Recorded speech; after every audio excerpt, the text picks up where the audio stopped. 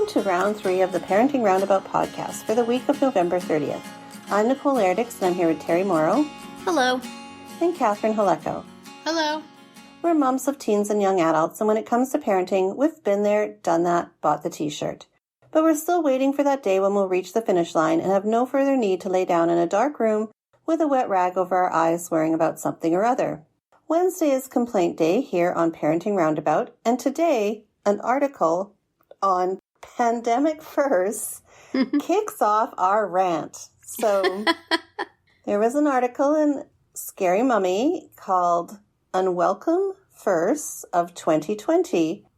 And so the author created a list of firsts that have come about as a result of 2020. But then the article we were with her for that part, right? Yeah. Exactly. We were on board with that. But then what ended up happening as the author continued her list of unwelcome firsts, things that she didn't necessarily want to have happen, she then turned those unwelcome firsts into like, wow, it's a good thing because da-da-da-da-da. So whereas I would have just stopped there. I would have not, no. Exactly. So we're not, to be clear, we're not complaining about the unwelcome first. We're complaining about somebody trying to turn it around to be a positive.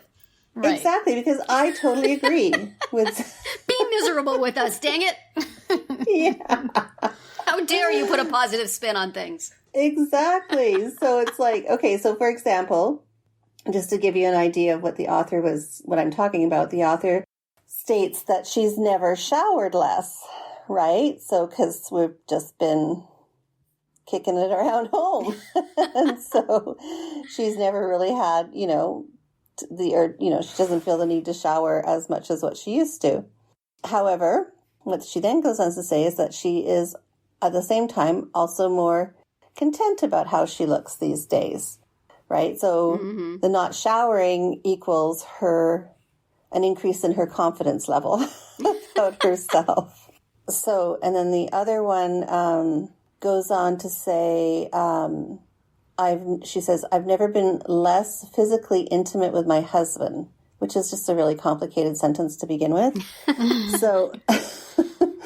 So she goes on to say that they're together every day, but they have kids around all the time. So there's little opportunity for private moments. However, that has allowed her to focus on other areas in their relationship, and they have become incredibly close. Mm-hmm. And so I'm thinking, well, I would just be happy just being on my own. I don't need to spend time with him in other ways. Which is a complicated sentence as well. Exactly. We're not analyzing this today. Your husband doesn't listen to this, right? But I mean, you know what? Just leave it alone. Just let it be.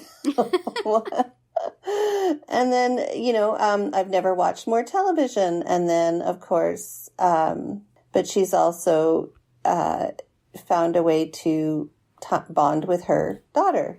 So, because she's watching TV with her daughter. So anyway, those are kind of that's the gist of what this article was trying to say. And so I'm just going to throw it over to you too, because I just, I can't begin to think about, the complaints. Just leave it at that. We're just not going to go. Well, it's like, and we have talked about silver linings of the pandemic, right? But I believe it was a while ago. Yeah. But, articles like this and, Facebook posts that are like, we can't go back to the way things were because it wasn't good and, people weren't kind to each other, whatever. It just, I'm like, no, please, we need to go back to the way things were. I don't want to keep any of this. Exactly. Maybe the curbside pickup, like Nicole said last week. Okay, the curbside pickup. But otherwise... I know. It can all go away. I don't want to look for happy accidents or whatever. Yeah. I know. When I was trying to think of what some never have I things about this pandemic time, first thing that came to my mind is and my husband and I have talked about this, we have both never been away from church for so long. I mean, when we go on vacation, we find a church and we go to Mass. We're pretty faithful about going every Sunday, and we take that seriously. I think the longest we had previously been away from church was when we went to Russia to adopt our kids, and we were completely at the mercy of whoever was there to speak English to us and drive us someplace. So there was no way we could get to Mass. So that was maybe a month, but this was like 7 months of not going to church. And at first, we were watching it on TV because our church put one mass a week live streamed on YouTube. So we were watching, and that was kind of nice. We were all the family all snuggled up on the couch together watching church. I didn't have to worry about my son making noise and bothering somebody. It was really nice. But after a month or 2 or 3 or 4, everybody was kind of bored with it. It starts being a TV show and not a religious ceremony, and therefore you feel like you want to multitask. Could I just look at my phone? Nobody can see me. This isn't really Mass. I could look at my phone. And, my kids were getting bored by it and complaining about it. And then my husband went back to work, and he was working at exactly the time the TV Mass was on. So he could no longer watch it with us. He could watch it later because it was still on YouTube, but he would come home from work at 6 o'clock, and then he would make dinner, and then he would sit down to try to watch this, and he would fall asleep. And it just made it really clear that this is a stopgap. This is not the way you're going to do it for, a year. So we did start, our church had started having Mass, and we hadn't really done it because we felt like, there's still a dispensation. If you feel safer to stay home, you should stay home. I was uncomfortable with that for a long time because it seems like kind of a wimpy thing. But we finally did start putting our name in for the lottery to be able to go to church. And fortunately, we need to go to the 8 a.m. Mass because my husband's work schedule, and there's not that much of a demand for that. So we've been going, and it's really nice to get back to it. So that's a never before sort of thing that originally seemed like it had a positive spin and then became clear that no, get your butt to church. It's like, it's not supposed to have a positive spin. It's supposed to be a thing that you want to end as soon as possible. So that's even when I think about that now, like 7 months of not going to church, it just seems so weird to me. It's like just such an anomaly in my life. Yeah, and I think that's some of that is it relates to the like online school and things that way back in March it was like, well, the good thing is that our school district already is kind of set up for some digital learning because they had a policy of doing it for snow days for the past couple of years, so that if school was canceled because of weather, the teachers were prepared to have digital learning on those days.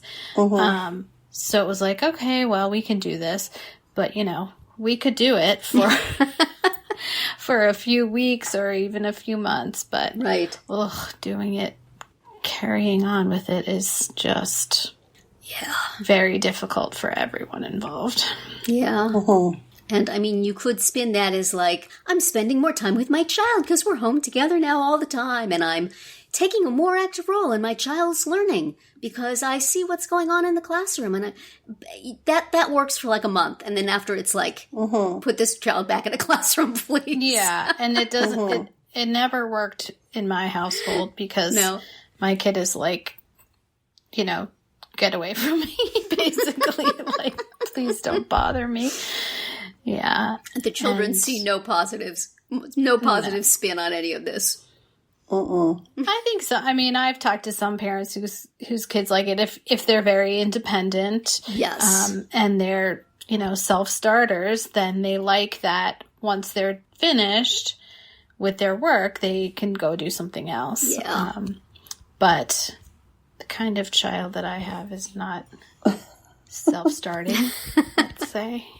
Yeah. It would have been great for me when I was a kid and a disaster for my kids.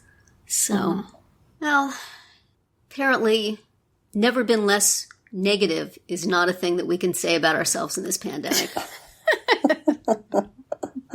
We have a scheduled weekly complaint session, so...